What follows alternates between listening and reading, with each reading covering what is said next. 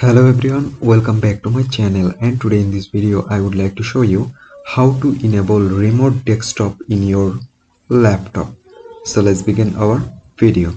So guys, first of all you need to go on the Windows icon here. Now you need to select settings icon. Okay, after that guys you need to select system. Now scroll down. At the last option there you can see remote desktop, so open it, and now there you can see remote desktop lets you connect to your control this PC from remote by device by using remote desktop client.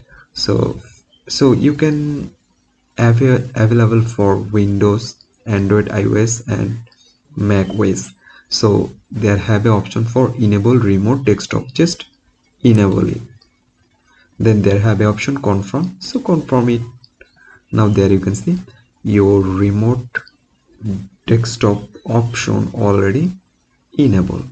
So guys, in this way you can enable remote desktop in your laptop very easily.